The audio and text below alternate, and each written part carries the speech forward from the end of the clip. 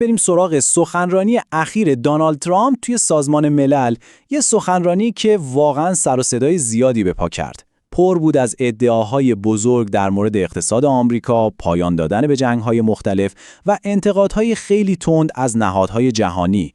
تو این برنامه می‌خوایم با هم جز به جز ببینیم که اون دقیقاً چی گفت و این حرف‌ها واقعاً چه معنایی میتونن داشته باشن. جالبه که سخنرانی حتی قبل از اینکه رسما شروع بشه با یه اتفاق غیرمنتظره کلید خورد. ترامپ به جای اینکه با مقدمه‌های دیپلماتیک همیشگی شروع کنه، صاف رفت سر اصل مطلب و گفت تلپرامپتر خرابه. همین لحظه کوچیک انگار داشت لحن کل سخنرانی رو مشخص می‌کرد. خیلی غیر رسمی، خیلی مستقیم و یه جورایی تقابلی. برای اینکه بحث رو راحت‌تر دنبال کنیم، ما کل سخنرانی رو به چند بخش اصلی تقسیم کردیم. اول نگاهی میندازیم به چیزی که اون دوران طلایی آمریکا توصیف میکنه، بعد میریم سراغ ادعای عجیبش در مورد پایان دادن به جنگ‌ها، در ادامه انتقادهاش به نهادهای جهانی رو بررسی میکنیم و در آخر هم میبینیم واکنش‌ها به این سخنرانی چی بوده. بسیار خوب، بریم سراغ بخش اول، دوران طلایی آمریکا. ترامپ بخش بزرگی از صحبتاش رو به موفقیت‌های داخلی اختصاص داد. پیام اصلی و محوری اون خیلی واضح بود. آمریکا توی یک بحران بزرگ بود و من تنها توی 8 ماه اون رو به بهترین کشور جهان تبدیل کردم. ببینید، این یک ادعای فوق‌العاده جسورانه است و در واقع سنگبنای تمام حرف‌های بعدیش در مورد اقتصاد شد. برای اینکه این ادعا رو ثابت کنه، یه عدد خیلی بزرگ رو کرد. 17 تریلیون دلار.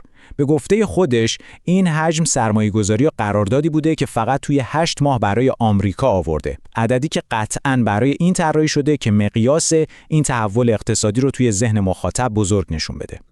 خب برای اینکه این تحول برای مردم عادی ملموس‌تر بشه، اومد سراغ چیزهایی که همه هر روز باهاش سر و کار دارن.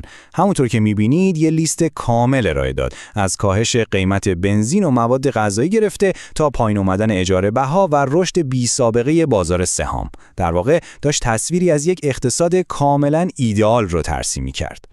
اما تو بحث مهاجرت ادعاش از این هم قاطعانه‌تر بود. صفر. بله، درست شنیدید. صفر.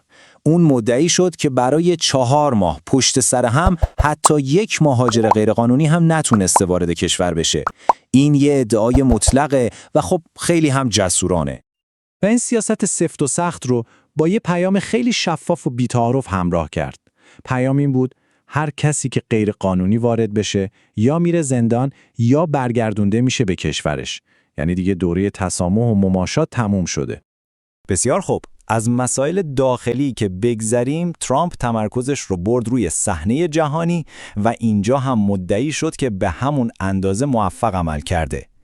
بخش دوم، پایان دادن به جنگ‌ها. و اینجا به یکی از شاید بشه گفت بزرگترین ادعاهای کل سخنرانیش میرسیم. اون نه یکی دوتا بلکه 7 تا درگیری بزرگ بین المللی رو اسم برد و گفت که به تنهایی و فقط توی 7 ماه همه این جنگ‌ها رو تموم کرده.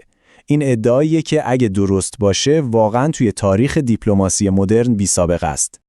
روایتش از ماجرای ایران خیلی جالبه. انگار داشت یه فیلم 3 پرده‌ای رو تعریف می‌کرد. پرده اول یه پیشنهاد همکاری سخاوتمندانه. پرده دوم وقتی پیشنهاد رد شد، یه حمله نظامی قاطع به اسم عملیات چکش نیمه شب. و پرده سوم نتیجه فوری این اقدام، یعنی پایان یک جنگ منطقه‌ای.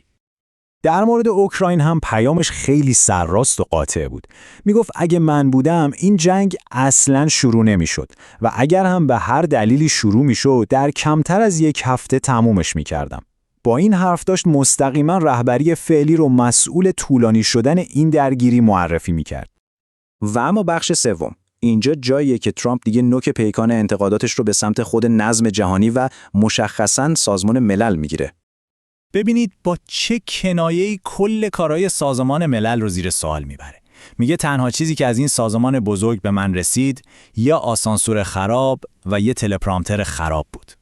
این روش مخصوص خودشه برای به استخره گرفتن و نشون دادن بی‌اعتمادی کاملش به این جور نهادها. انتقاد اصلیش این بود سازمان ملل به جای اینکه بحرانها رو حل کنه، فقط بلد بیانیه‌های پرطمطراق صادر کنه. از نگاه اون این سازمان از هدف اصلیش که اقدام قاطع باشه خیلی دور شده و بیشتر به حرف زدن مشغوله تا عمل کردن. یکی دیگه از نقدهای تندش به سیاست‌های انرژی سبز غرب بود. اون این سیاست‌ها رو یک دروغ پرهزینه و حتی ریاکارانه خوند. منطقش چی بود؟ میگفت غرب کلی پول خرج انرژی پاک میکنه، در حالی که چین با خیال راحت از نفت و زغالسنگ استفاده میکنه و همون تجهیزات سبز رو برای غرب میسازه و سود اصلی رو هم میبره. خب تا اینجا دیدیم که ترامپ چی گفت. حالا سوال اینه که این حرفا چه بازتابی داشت و رسانه‌ها چطور بهش نگار کردن. بریم سراغ بخش 4 و آخر. اول از همه مدت زمان سخنرانی 58 دقیقه. خب سخنرانی کوتاهی نیست. بر اساس تحلیلی که خبرگزاری تصنیم ارائه داده، همین زمان طولانی یکی از نکات کلیدی در ارزیابی این سخنرانی بوده. تحلیل این خبرگزاری سبک سخنرانی رو با این 3 کلمه توصیف کرده: طولانی، تکراری و کسل کننده. از نظر این منبع سخنرانی جذابیت و نوآوری خاصی نداشته. و در مورد محتوا هم نقد اصلیشون این بود که کل حرفا حول محور خودستایی و بزرگنمایی دستاوردهای دوره ریاست جمهوری خودش میچرخیده و چیز جدیدی برای گفتن نداشته. و همه اینها ما رو به یه سوال اساسی میرسونه. وقتی یک رهبر جهانی اینقدر روی حاکمیت ملی و اقدام مستقیم و به قول خودش معامله‌گری تأکید میکنه و دیپلماسی سنتی رو به چالش میکشه، این چه پیامی برای آینده نظم جهانی داره؟ این سوالیه که به نظرم ارزش فکر کردن داره.